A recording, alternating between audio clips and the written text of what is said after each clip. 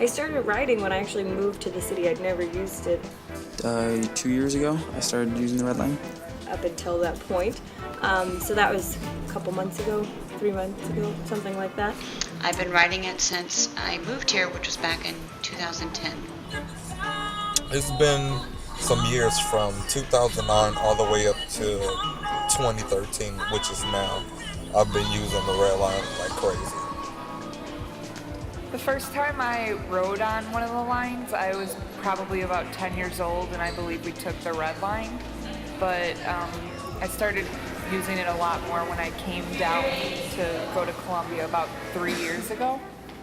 I take the blue line, although the red line does pass my window about every 10 to 15 minutes at my apartment. So I feel like even though I'm not on it, I hear it an awful lot. I would probably say probably 5 to 6 days a week. I normally take it from Chinatown to Clark and Division.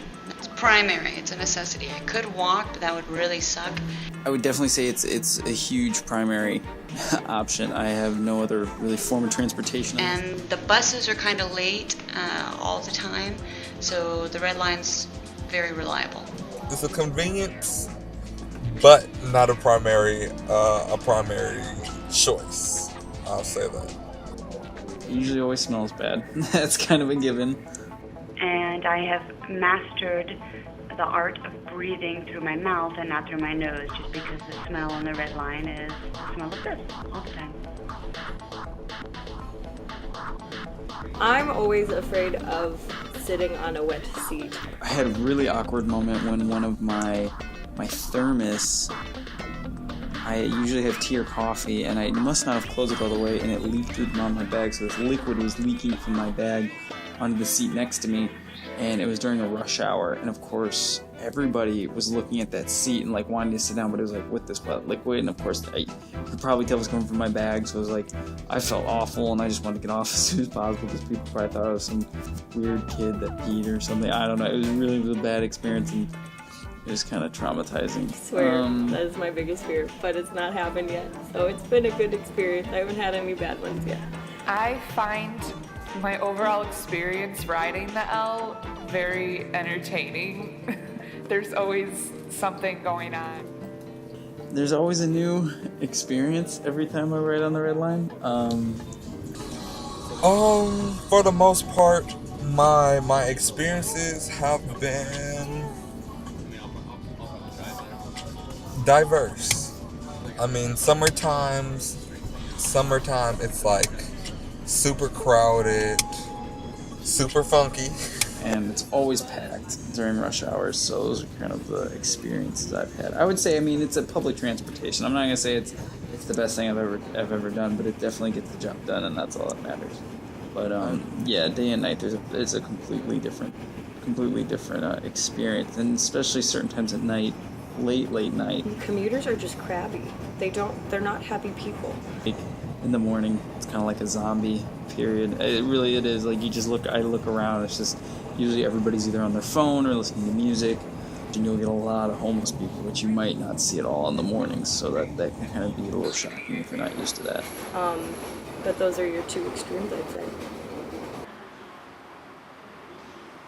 Yeah, I usually do small talk with people on the train if both of us are traveling far or are confused about where to stop or whatnot. Then, you can have a conversation with someone, and most of the time it is pretty good, and you meet some really interesting people when you're on the L. Like, I could be reading a book and someone just come up and just sit down and talk.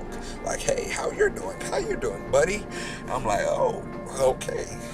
But and then you have like the mean ones, like if you look at them funny, you finna get slapped, or you finna get cursed out like 5 different languages, 5 different ways, have a neck roll and everything. No, I keep my headphones in. You don't talk to people on the train.